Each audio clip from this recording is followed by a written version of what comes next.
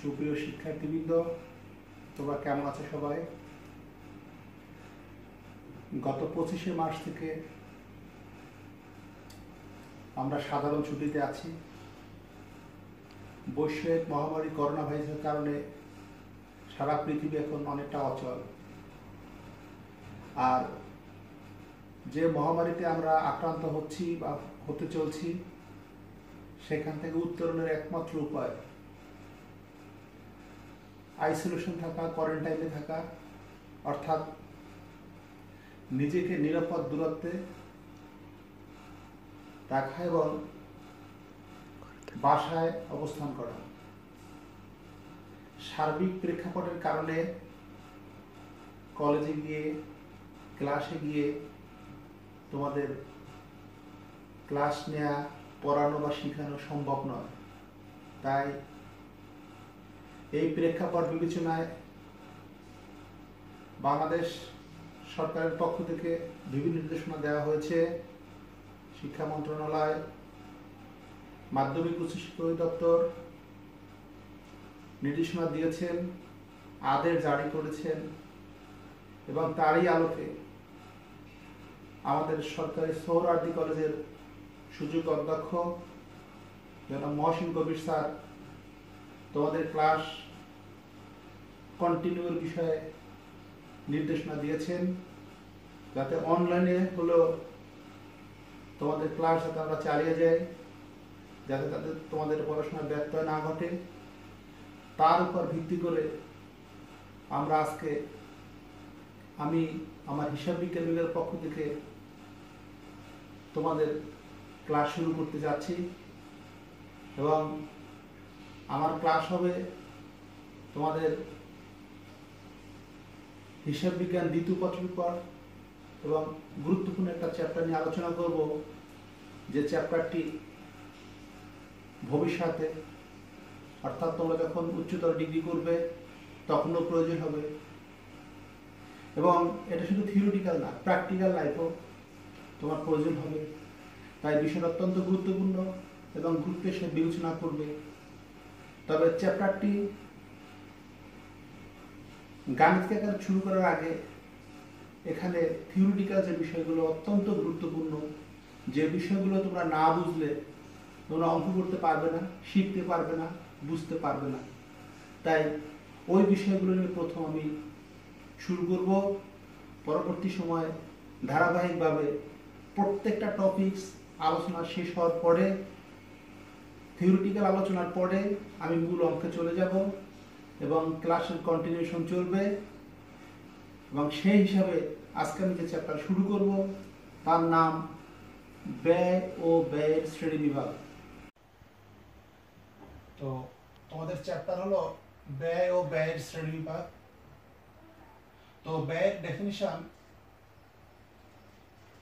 বিভিন্ন সময় বিভিন্ন প্রেক্ষাপটে বিভিন্ন হয়ে থাকে, যদিও যেটা প্রচলিত সেটাই তোমাদের আজকে জিজ্ঞাসা এবং সেটাই তোমাদের ডিসকাস করব। তোমরা জানো যে কোনো সুনির্দিষ্ট সুবিধা অর্জনের নিমিত্তে ত্যাগ বা বিনিময় মূল্য হলো ব্যয়। একইভাবে সুনির্দিষ্ট লক্ষ্য অর্জনের উদ্দেশ্যে আর্থিকভাবে পরিমাপযোগ্য সংঘটিত বা সংঘটিতব্য ত্যাগ হলো ব্যয়। তো বেসিক্যালি ব্যয় মূলত প্রিডিটারমাইন্ড, পূর্ব নির্ধারিত। এখানে তোমাদের ডেফিনিশন লিখেছি, দেখো, সংঘটিত বা সংঘটিতব্য, অর্থাৎ যে ব্যয়টা এখন, যে ত্যাগ স্বীকারটা আমরা এখনো করিনি, করব, সেই পারপাসে আমরা মূলত মূল্য নির্ধারণ করেছি যে ঘটনাটা পরবর্তীতে ঘটবে বা ঘটার আগে এখানে কি মূল্য তা দাঁড়াতে পারে, এই ত্যাগের এগেনস্টে বা ত্যাগের বিপরীতে মূল্যের পরিমাণটা কেমন হতে পারে, সেটাই মূলত ব্যয়। আর ব্যয়টা যখন আমরা করে ফেলব, অর্থাৎ ঘটনাটা সংঘটিত হয়ে যাবে, সংঘটিত হওয়ার পরে যখন আমরা মূল্যটা পরিশোধ করে ফেলব, তখন সে আর ব্যয় থাকবে না, তখন সে হয়ে যাবে হলো খরচ। এজন্য ব্যয়ের সাথে খরচের একটা সম্পর্ক রয়ে গেছে। যদিও তোমাদের আজকে মুখ্য বিষয় হলো ব্যয়, আর এই জন্য বলবো যে সংগঠিত কোনো ত্যাগ শিকারের বিপরীতে যে মূল্য নির্ধারণ করি সেটাই হলো ব্যয়। আর ব্যয়কে বিভিন্ন প্রেক্ষাপটের কারণে অবস্থা নিরিখে আমরা বিভিন্ন ভাগে ভাগ করে থাকি। এজন্য ব্যয়ের শ্রেণীবিভাগ তোমাদের দেখাতে গিয়ে প্রথমেই আমি 5টা ক্লাস্টারে ভাগ করব। একটা হলো ব্যবস্থাপনার কাজ অনুযায়ী, নির্দিষ্টকরণ যোগ্যতা অনুযায়ী, ব্যয় আরোপের সময় অনুযায়ী, ব্যয়ের আচরণ অনুযায়ী, সিদ্ধান্ত তৈরিকরণের প্রাসঙ্গিক অনুযায়ী। তাহলে আমরা ব্যয়কে ক্লাসিফাই করতে গেলে, ব্যয়কে শ্রেণীবিভাগ করতে গেলে আমরা ক্লাস্টার অনুযায়ী তাদেরকে এখানে ব্যবস্থাপনার কাজ অনুযায়ী আমরা ব্যয়কে মূলত 2 ভাগে ভাগ করতে পারবো, একটা উৎপাদন ব্যয়, একটা অনুৎপাদন ব্যয়। নির্দিষ্টকরণ যোগ্যতা অনুযায়ী তাকে 2 ভাগে ভাগ করবো, একটা প্রত্যক্ষ ব্যয় আর একটা হলো পরোক্ষ ব্যয়। একইভাবে ব্যয় আরোপণের সময় অনুযায়ী তাকে 2 ভাগে ভাগ করবো, একটা হলো দ্রব্য ব্যয়, কালীন ব্যয়। আর আচরণ অনুযায়ী ব্যয়কে আমরা 3 ভাগে ভাগ করবো, একটা হলো পরিবর্তনশীল ব্যয়, স্থির ব্যয়, মিশ্র ব্যয়। সিদ্ধান্ত গ্রহণের ক্ষেত্রে এবং সিদ্ধান্ত গ্রহণের প্রাসঙ্গিক অনুযায়ী ব্যয়কে আমরা 8 ভাগে ভাগ করতে পারি। নিয়ন্ত্রণ ব্যয়, অনিয়ন্ত্রণ ব্যয় বা নিয়ন্ত্রণযোগ্য ব্যয়, নিয়ন্ত্রণযোগ্য ব্যয়, প্রমাণ ব্যয়, বর্ধিত ব্যয়, নিমজ্জিত ব্যয়, সুযোগ ব্যয়, প্রাসঙ্গিক ব্যয়, আরোপিত ব্যয়, প্রান্তিক ব্যয়। মূলত ব্যয়ের যতগুলো আমরা সেগ্রিগেশন করব, প্রত্যেকটা ক্ষেত্রেই দেখা যাবে সংশ্লিষ্ট ঘটনার বেসিস করে ব্যয়ের ভিন্নতা হয়ে থাকে। যদিও তোমাদের টেক্সট বইয়ে ব্যয়ের আমি যে 5টা ক্লাস্টারে ভাগ করলাম সবগুলো বিষয়ে সুনির্দিষ্ট উল্লেখ করা নেই। ওরা মূলত প্রত্যক্ষ ব্যয়, পরোক্ষ ব্যয়, পরিবর্তনশীল ব্যয়, স্থির ব্যয়, মিশ্র ব্যয়, নিয়ন্ত্রণযোগ্য ব্যয়, নিমজ্জিত ব্যয়, সুযোগ ব্যয়, বর্ধিত ব্যয়, এই বিষয়গুলোকে তারা হাইলাইটস করেছে এবং সেই বিষয়গুলো নিয়ে তোমাদের টেক্সট বইয়ে আছে এবং তার উপর বেসিস করে তোমাদের মূলত থিওরিটিক্যাল বিষয় শিখতে হবে। এবং ব্যয় যখন তোমরা শিখতে পারবা তখনই তোমরা ব্যয়ের বিবরণী তৈরি করতে পারবে। তোমরা জানো উৎপাদনকারী প্রতিষ্ঠানের ক্ষেত্রে উৎপাদনের ব্যয় বিবরণী করা অত্যন্ত গুরুত্বপূর্ণ বিষয় এবং সেটা করতে গেলে প্রথমেই তোমার ব্যয়ের ধারণা নিতে হবে। ব্যয়ের ধারণা যদি না থাকে, স্পষ্ট ধারণা না থাকলে আমরা ব্যয়ের বিবরণী তৈরি করতে পারবো না। এটা আমাদের থিওরিটিক্যাল প্র্যাকটিক্যাল প্রত্যেকটা ক্ষেত্রে কাজে লাগবে। এজন্য তোমাদের বিষয়টা অত্যন্ত গুরুত্বের সহিত দেখতে হবে। তো যাই হোক, যেহেতু তোমাদের বইয়ে ব্যয়ের নির্দিষ্টকরণ যোগ্যতার ভিত্তিতে যে 2টো ভাগে ভাগ করা যায়, প্রত্যক্ষ ব্যয় এবং পরোক্ষ ব্যয় দেয়া আছে, আমি সে দুটো নিয়ে আলোচনা করব। প্রত্যক্ষ ব্যয় কি এবং পরোক্ষ ব্যয় কি? প্রত্যক্ষ ব্যয়, উৎপাদনকারী প্রতিষ্ঠান যখন কোনো প্রোডাক্ট বা কোনো পণ্য উৎপাদন করতে যায়, ওই প্রোডাক্ট তৈরি করতে বা উৎপাদন করতে যে ব্যয়টা আবশ্যকীয়, যে ব্যয় ছাড়া ওই পণ্যটা তৈরি করা আদৌ সম্ভব নয়, সেটা হলো তার প্রত্যক্ষ ব্যয়। উৎপাদনকারী প্রতিষ্ঠানে উৎপাদন করতে গেলে প্রত্যক্ষ ব্যয় বলতে আমরা কাকে বুঝি? একটাকে হলো প্রত্যক্ষ কাঁচামাল, প্রত্যক্ষ কাঁচামাল, আর হলো প্রত্যক্ষ শ্রম। মূলত উৎপাদনকারী প্রতিষ্ঠানে উৎপাদন করতে গেলে প্রত্যক্ষ কাঁচামাল যেমন ম্যান্ডেটরি, প্রত্যক্ষ শ্রমটাও ম্যান্ডেটরি। দুটো মিলে একটা প্রোডাক্ট তৈরি করা সম্ভব। আর দুটো ব্যয়ের সমন্বিত যে প্রকাশ তাকে আমরা বলবো প্রত্যক্ষ ব্যয়। এখন তোমাদের প্রশ্ন থাকতে পারে, স্যার প্রত্যক্ষ কাঁচামালটা কি? প্রত্যক্ষ কাঁচামাল হলো যে প্রোডাক্ট আমি তৈরি করব, যে চূড়ান্ত দ্রব্য তৈরি করব, সেই চূড়ান্ত দ্রব্য তৈরি করতে হলে যে উপাদানটা আবশ্যক, যেটা ছাড়া ওই দ্রব্য তৈরি করা আদৌ সম্ভব নয়, সেটাই হলো সংশ্লিষ্ট দ্রব্যের কাঁচামাল। যেমন তুমি শার্ট তৈরি করবো, শার্ট তৈরি করতে গেলে তোমার কাপড় আবশ্যকীয়, কাপড় ছাড়া শার্ট তৈরি করা যায় না। অতএব শার্ট তৈরির কাঁচামাল হলো কাপড়। একইভাবে কাপড় দিয়ে যখন শার্ট তৈরি করা হবে, যে শার্ট তৈরি করবে তাকে যে পারিশ্রমিক দেব সেটা হলো প্রত্যক্ষ শ্রম।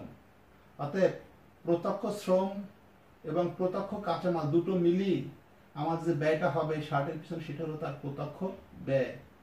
আর প্রত্যক্ষ ব্যয় এই যে দুটো আইটেমস আছে তার নাম উৎপাদনের সময় আমরা যখন উৎপাদন করব বা উৎপাদন বিবরণী করব তখন প্রত্যক্ষ কাঁচামাল এবং প্রত্যক্ষ শ্রম দুটো মিলে তার নাম দেব মুখ্য ব্যয় বা প্রধান ব্যয়, অর্থাৎ এই ব্যয় ছাড়া কোনো প্রোডাক্ট আদৌ উৎপাদন করা সম্ভব নয়। আর পরোক্ষ ব্যয় হলো প্রত্যক্ষ ব্যয়ের পরে কিছু ব্যয় আছে যে ব্যয়টা উৎপাদন প্রক্রিয়াকে ত্বরান্বিত করে, প্রোডাক্টের গুণগত মান বৃদ্ধি করে, প্রোডাক্টের ক্রয়ের যে ক্রয় করতে গিয়ে প্রোডাক্টের যে গুরুত্বটা সেটাকে বাড়িয়ে দেয়। এই ব্যয়টা যদি আমি করি তাহলে উৎপাদন থেকে শুরু করে পণ্যটা বিক্রয় পর্যন্ত কাজকে ত্বরান্বিত করবে, সেটাও তার পরোক্ষ ব্যয়। যেমন এক্সাম্পল দিচ্ছি, আমি বেঞ্চ তৈরি করব, তাহলে কাঠ দিয়ে যখন বেঞ্চ তৈরি করব, কাঠ হবে কাঁচামাল, যে মিস্ত্রি সেটা তৈরি করে দেবে তার পিছনে যে শ্রম সেটা হবে প্রত্যক্ষ শ্রম। একইভাবে বেঞ্চ তৈরি করার পরে সেটাকে ফিনিশিং করার জন্য সিরিজ কাগজ, কালার এবং সেটাকে করার জন্য তৈরি করার জন্য আনুষঙ্গিক যে ম্যাটেরিয়ালসগুলো ইউজ করব সেটাই হলো, এবং তার পিছনে যে ব্যয়টা সেটাই হলো পরোক্ষ ব্যয়। অতএব পরোক্ষ ব্যয় বলতে বোঝা যায় যে ব্যয়টা ম্যান্ডেটরি নয়, অব্লিগেটরি, অর্থাৎ যে ব্যয়টা একবারে বাধ্যবাধকতা নয় যে পণ্য তৈরি করতে সেটা লাগবেই, তবে ওইটা পণ্যকে মডারেট করতে পারে, মডিফাইড করতে পারে, পণ্যকে আরো গুণগত মান বৃদ্ধি করতে পারে যাতে বিক্রয় করতে সহজতর হয়। তো যাই হোক, প্রত্যক্ষ ব্যয় এবং পরোক্ষ ব্যয় তোমাদের জন্য অত্যন্ত গুরুত্বপূর্ণ বিষয়। এই বিষয়টা খেয়াল রাখবে। যে কোনো প্রোডাক্ট তৈরি করার ক্ষেত্রে প্রত্যক্ষ ব্যয়টা অত্যন্ত গুরুত্বপূর্ণ, আর প্রত্যক্ষ ব্যয় ছাড়া ধরে নিতে হবে যে পণ্যটা আদৌ তৈরি করা সম্ভব নয়। আর পরোক্ষ ব্যয়টা সেক্ষেত্রে উৎপাদন প্রক্রিয়া থেকে শুরু করে বিক্রয় পর্যন্ত সমস্ত প্রক্রিয়াকে ত্বরান্বিত করবে, সহায়তা করবে। তো যাই হোক, এর পরবর্তীতে তোমাদের আরেকটা গুরুত্বপূর্ণ ব্যয় আছে, সেটা হলো ব্যয়ের আচরণ অনুযায়ী এই ব্যয়টাকে আমরা তিন ভাগে ভাগ করতে পারি। একটা পরিবর্তনশীল ব্যয়, একটা হলো স্থির ব্যয়, একটা হলো মিশ্র ব্যয় বা আধা পরিবর্তনশীল ব্যয়। পরিবর্তনশীল ব্যয়, পরিবর্তনশীল ব্যয় হলো যে ব্যয় উৎপাদন বাড়লে ব্যয় বাড়ে, উৎপাদন কমলে ব্যয় কমে, উৎপাদন না হলে যে ব্যয় আদৌ সংঘটিত হয় না সেটা হলো পরিবর্তনশীল ব্যয়। এখন পরিবর্তনশীল এক্সাম্পল দেই একটা। ধরো তুমি বেঞ্চ তৈরি করবে, আগে বলছিলাম যে একটা বেঞ্চ তৈরি করতে 1 সিফটি কাঠ লাগে, 1 সিফটি কাঠের দাম ধরো 1000 টাকা। দুটো বেঞ্চ যখন তৈরি করবো তখন 2 সিফটি কাঠ লাগবে, তখন তার মূল্য হবে কত? 2000। তিনটা বেঞ্চ যখন তৈরি করবে তখন তার মূল্য কত? 3000। চারটা হলে 4000। এভাবে যতগুলো বেঞ্চ বাড়বে ততই তোমার পরিবর্তনশীল বাড়তে থাকবে। এখন হঠাৎ করে দেখা গেল যে বেঞ্চ বিক্রি ভালো হচ্ছে না, ধরো করোনার যুগ, বৈষয়িক যুগ, কেউ বেঞ্চ কিনছে না, তখন আমি উৎপাদন কমাই দেবো। যেখানে আগে আমি 500 বেঞ্চ তৈরি করতে আমরা 200 বেঞ্চ তৈরি করবো। তাই 500 বেঞ্চের খরচ হতো তখন 500 গুণ 1000 কাগজ লাগতো, তোমার কাঠ লাগতো। এখন অর্ধেক তৈরি করতে হলে তোমার 2500 তৈরি করো বেঞ্চ, তাহলে 2500 গুণ তখন 1000 হবে। একইভাবে যদি তুমি মনে করো না এখন একটা বেঞ্চও বিক্রি হচ্ছে না, তুমি বেঞ্চ উৎপাদন করবো না, তাহলে আমার আর কোনো খরচ হবে না। তাহলে বুঝতে পারতেছি যে উৎপাদন প্রক্রিয়ার সাথে, উৎপাদনের সাথে পরিবর্তনশীল একটা সম্পর্ক আছে। উৎপাদন বাড়লে ব্যয় বাড়বে, উৎপাদন কমলে ব্যয় কমবে, উৎপাদন না হলে ব্যয় সংগঠিত আদৌ হবে না। তবে একটা জিনিস খেয়াল করবা, পরিবর্তনশীল সবসময় একক প্রতি স্থির থাকে। অত্যন্ত গুরুত্বপূর্ণ টপিক। পরিবর্তনশীল ব্যয় একক প্রতি স্থির। যেমন একটা বেঞ্চ তৈরি করতে 1000 টাকা যদি লাগে, দুইটা বেঞ্চে লাগবে 2000, তিনটা লাগবে 3000। প্রত্যেকটা ক্ষেত্রে কিন্তু 1000 টাকা স্থির, টোটালটা ভেরিয়েবল। পরিবর্তনশীল ব্যয়ের মুখ্য উদ্দেশ্য হলো যে একক প্রতি পরিবর্তনশীল ব্যয় স্থির থাকে এবং টোটালটা পরিবর্তনশীল। একইভাবে এখন যদি আমরা স্থির ব্যয়তে সংজ্ঞায় যাই, স্থির ব্যয় হলো যে ব্যয় উৎপাদন করো আর না করো সংশ্লিষ্ট প্রতিষ্ঠানকে বহন করতে হয়, সেটা হলো স্থির ব্যয়। যেমন তুমি কারখানার ভাড়া প্রতিদিন তোমার দেয়া লাগতেছে, ওখানে কারখানায় কিছু অফিসিয়াল এবং প্রশাসনিক কার্য পরিচালনার জন্য কিছু কর্মচারী কর্মকর্তা নিয়োগ আছে, তাদেরকে প্রতি মাসে বেতন দিতে হয়। অথবা তুমি এমন একটা প্রোডাক্ট তৈরি করছো যেটা তৈরি করতে গিয়ে তুমি একটা মেশিন পারচেজ করছো, মেশিনের পিছনে তোমার একটা খরচ আছে, ফিক্সড খরচ, যে খরচ দিয়ে তুমি মেশিনটা কিনছো সেই খরচটা তোমার বহন করতেই হবে। উৎপাদন করো আর নাই করো, যখন উৎপাদন করো আর নাই করো যে ব্যয়টা তোমার অবশ্যই প্রতি মাসে বা বহন করতে হবে সেটা হলো স্থির ব্যয়। এটা ওভারলুক করার কোনো সুযোগ নাই। তবে উৎপাদন প্রক্রিয়া অব্যাহত রাখার জন্য এটা দরকার আছে এবং যদি উৎপাদন নাও হয় পরবর্তী সময় যখন উৎপাদন প্রক্রিয়া আবার শুরু হবে তখন সেটাকে আবার ইউজ করা যায়। একইভাবে আমরা এখন আসবো আধা পরিবর্তনশীল ব্যয়, অর্থাৎ কিছু ব্যয় আছে কিছু ফিক্সড কিছু ভেরিয়েবল। অর্থাৎ কিছু ব্যয় আছে সে নির্দিষ্ট রেঞ্জ পর্যন্ত ঠিক থাকবে, তারপরে ইউনিট অনুযায়ী বাড়তে থাকবে। যেমন ইলেকট্রিসিটি, তুমি যেখানে কারখানায় কাজ করতেছো সেখানে ইলেকট্রিসিটি আছে, ইলেকট্রিসিটির বিলটা যদি তুমি অ্যানালাইসিস করে তাহলে দেখবা যে মিটার রেন্ট বাবদ কিছু টাকা ফিক্সড তোমার দিতেই হবে। যদি ইলেকট্রিসিটি লাইন তোমার আছে ফ্যাক্টরি তাতে ওটা দিতেই হবে। এর সাথে যত ইউনিট তুমি ইলেকট্রিসিটি খরচ করবা, যদি উৎপাদন প্রক্রিয়া চালাতে থাকো তাহলে ইলেকট্রিসিটি খরচ তখন বেশি হবে। ইলেকট্রিক খরচ যত বেশি হবে তত এটা বাড়তেই থাকবে, বাড়তে বাড়তে এক সময় দেখা যাবে যে পার ইউনিটের খরচ অনেক বেড়ে গেছে, আর ফিক্সড খরচ সেটা কিন্তু আর পরিবর্তন হবে না।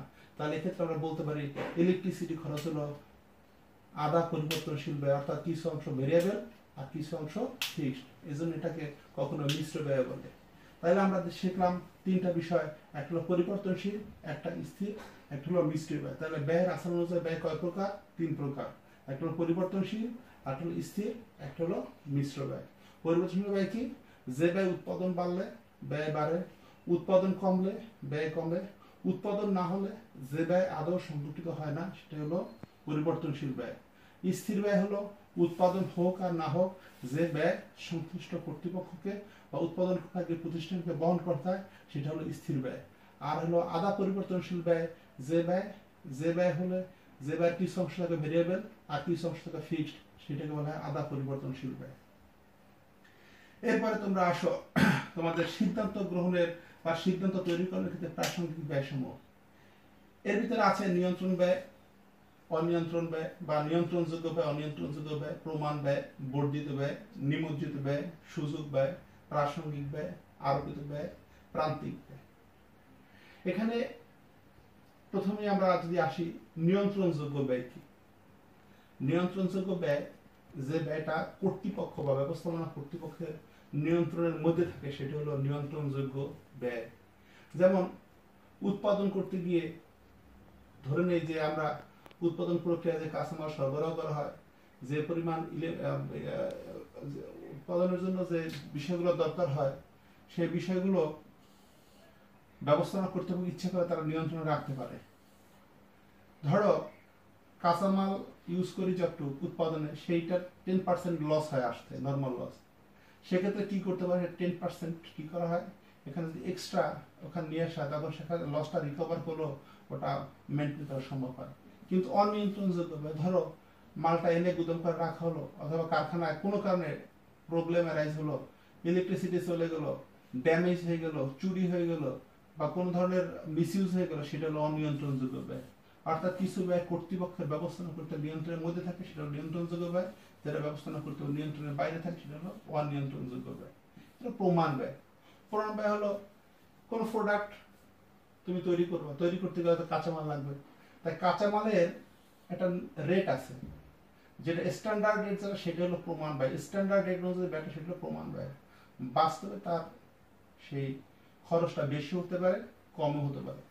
এখন আমরা প্রমাণ ব্যয় ধরে নিলাম যে একটা কাঁচামাল, ধরো একটা প্রোডাক্ট তৈরি করব, তৈরি করতে গেলে 500 টাকার কাঁচামাল লাগতে পারে।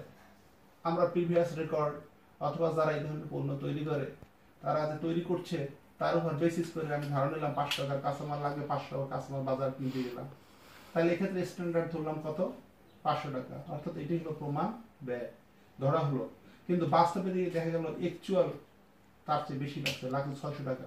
তো সাধারণত উৎপাদনকারী প্রতিষ্ঠানের ক্ষেত্রে প্রমাণ ব্যয় যেটা ধরা হয় তার চেয়ে বেশি লাগে খরচ, তাহলে সেটা হলো আনফেভারেবল, অর্থাৎ যেটা আমার বিপক্ষে।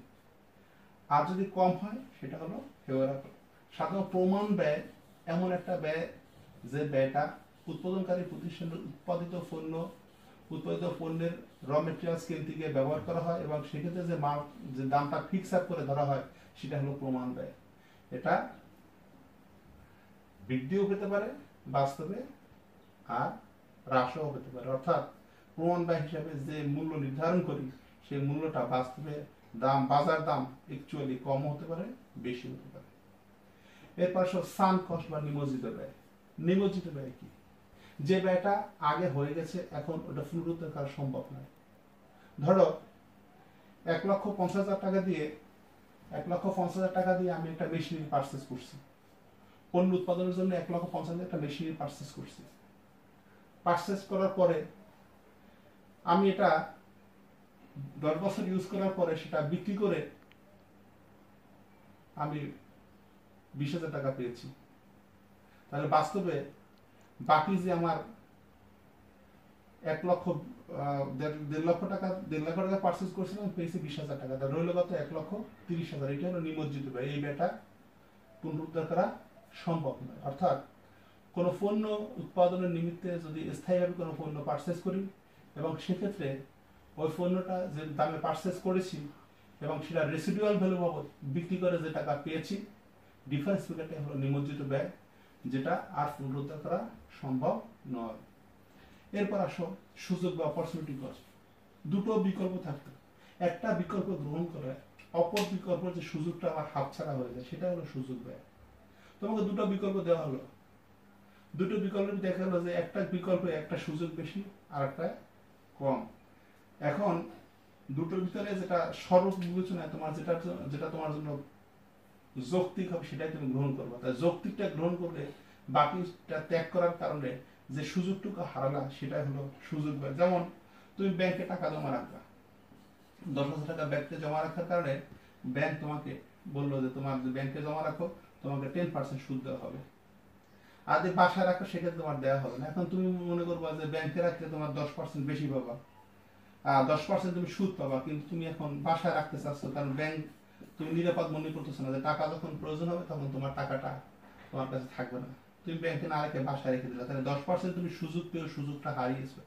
এটাই হলো সুযোগ ব্যয়, 10% সুযোগ ব্যয়। এরপর আসো প্রাসঙ্গিক ব্যয়। প্রাসঙ্গিক ব্যয় হলো যে সকল ব্যয় উৎপাদন হোক আর না হোক বহন করতে হয়, সেটা প্রাসঙ্গিক না, সেটা হলো অপ্রাসঙ্গিক। আর যেবার উৎপাদন হলেই যে ব্যয়টা বিবেচনায় নিয়ে আসা হবে সেটাই হবে প্রাসঙ্গিক ব্যয়। এরপর আসো প্রান্তিক ব্যয়। প্রান্তিক ব্যয় হলো একক প্রতীক ব্যয়, একক প্রতীক পণ্য একক প্রতীক যে ব্যয়টা হবে সেটাই হলো প্রান্তিক ব্যয়। তো যাই হোক, এই হলো তোমাদের ব্যয়ের ধারণা। এখন বিষয় হলো তোমাদের আজকে বাসায় গিয়ে তোমরা যে কাজটা করবা বা বাসায় বসে যে কাজটা করবা সেটা হলো আমি যে আলোকপাত করলাম যে ব্যয়ের শ্রেণীবিভাগ বিভিন্ন দৃষ্টিকোণ থেকে বিভিন্নভাবে হলো, যেটা তোমাদের ব্যবস্থাপনার কাজ অনুযায়ী যেটা দেয়া আছে, নির্দিষ্ট যোগ্যতা যেটা তোমাদের দেয়া আছে, ব্যয়ের আরোপণের জন্য যেটা দেয়া আছে, এগুলোর ভিতরে যেটা উৎপাদন ব্যয় নির্ধারণের ক্ষেত্রে অর্থাৎ ব্যয় বিবরণের ক্ষেত্রে যেটা আবশ্যক সেই বিষয়গুলোকে তোমরা নজর দিবা। এবং সেক্ষেত্রে যদি তোমাদের আর কোনো বিষয় জানার থাকে সেটা আমার সাথে শেয়ার করবা। নেক্সট ক্লাসে সেটা নিয়ে আমি আবার দেখাবো। এবং টোটাল বিষয়টা অর্থাৎ তোমাদের যে যতটুকু এখানে দেখানো হলো এর বাইরে যে উৎপাদন বিবরণী করার জন্য যে বিষয়গুলো লাগবে সেই বিষয়গুলো তোমাদের ক্রমান্বয়ে আমি বলবো। তোমরা বই থেকে তোমাদের যে বইগুলো হাতের কাছে আছে বইগুলো নাও, হাতের কাছে নিয়ে আজকে যে বিষয়গুলো আলাপ করলাম ডিটেলস দেখো, পড়ো এবং বোঝার চেষ্টা করো। এবং এর পরবর্তীতে যদি তোমাদের কোনো সমস্যা হয় সেটা আমাকে জানাবে, আমি সেটা সলভ করে দেওয়ার চেষ্টা করব। যাই হোক, আজকে এ পর্যন্তই থাকুক।